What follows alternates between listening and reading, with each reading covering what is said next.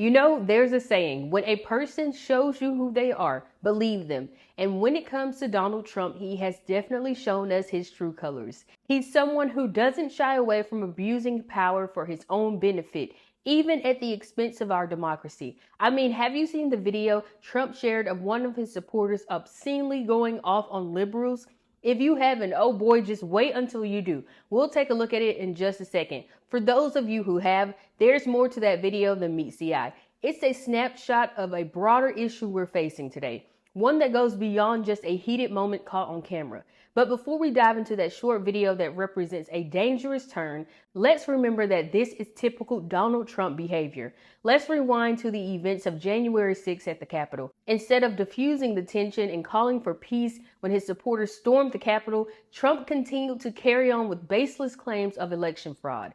His refusal to accept the results of a free and fair election and his divisive rhetoric only served to fan the flames of anger. His behavior was not only irresponsible, but also dangerous for our democratic institutions. He prioritized his interests over the well-being of our country, jeopardizing the very foundation of our democracy. I am highlighting his actions on January 6th to emphasize the consequences of unchecked power and warning of what can happen when leadership is guided by self-interest rather than the common good.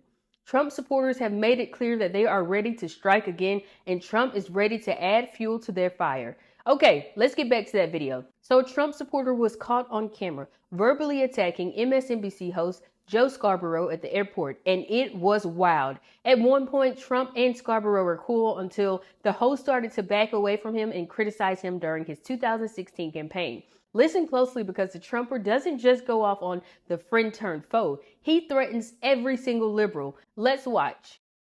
I can't wait for Uncle Donnie to win. I can't wait. He'll get rid of all you fucking liberals. You liberals are gone when he fucking wins. You fucking blowjob liberals are done. Uncle Donnie's gonna take this election landslide, cuz. Landslide, you fucking half a blowjob. Landslide. The fuck out of here, you scumbag. What we just witnessed is not just disrespectful, but also dangerous. Did that not give a chilling echo of violent rhetoric on January 6th that shook the very foundations of democracy? That bone-chilling line, "He'll get rid of you liberals." I mean, that's not just some casual remark. That's a direct threat that sends shivers down your spine. For that Trumper to say that is a terrible thing itself. But for Trump to share it, it's like he's giving a nod to extreme voices that are out for blood, figuratively speaking. When the big man himself seems to be on board with such hostility, it paints a pretty grim picture. Hearing that kind of talk is not just alarming, it's downright scary. It's a red flag waving in front of us, reminding us of the deep divisions and resentment that some folks are trying to stoke. When someone in power hints that they support getting rid of liberals, it's not just politics anymore. It's about safety and respect for differing opinions. But beyond the surface drama, it's actually pretty concerning when you think about it. Trump's behavior lately is really intensifying when it comes to him showing authoritarian tendencies. Don't you think? It's not just about the words that the supporters said. It's about the atmosphere Trump is promoting. The language in that video is aggressive and threatening towards people with different political beliefs. By endorsing and spreading this kind of hostile rhetoric, he's basically giving a green light to this type of behavior. What's even more concerning is how this kind of talk contributes to the already tense and divided political climate. It's like pouring fuel on a fire that's already burning too hot. When you have someone with such a huge following sharing content that promotes violence and harassment towards certain groups, it creates a toxic environment where hostility and aggression are normalized. And let's not forget the impact of this on civil discourse and democratic values. As a former president, Trump should be setting an example of respecting differing opinions and engaging in constructive dialogue. But when he shares content like that, it undermines the very core principles of democracy, like mutual respect, tolerance, and peaceful coexistence.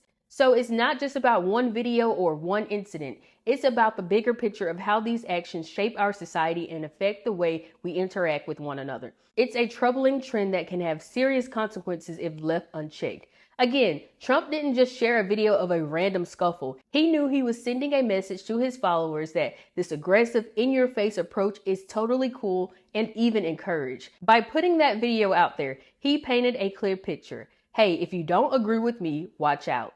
It's creating an atmosphere where criticism might come with consequences, pushing people to think twice before speaking out against certain ideas or policies. So no, it's not just about two guys clashing on the street. It's about the influence of politicians on public behavior, the impact this can have on civil discourse, and the potential fallout when aggression and hostility become the norm. I mean, from his constant attacks on the media to his ways of shutting down anyone who disagrees with him, it's a little bit much. This latest incident with Joe Scarborough is just another example of how Trump is trying to intimidate and silence his critics and how his supporters are on board to do some of the dirty work for him. Scary stuff, right? Liberals, listen up. That video is just the tip of the iceberg. Imagine what could happen if Trump gets a second term. The passion and intensity we saw in that video could escalate even further. It's a wake-up call that the division and hostility from Trump's camp could intensify, putting liberals at risk.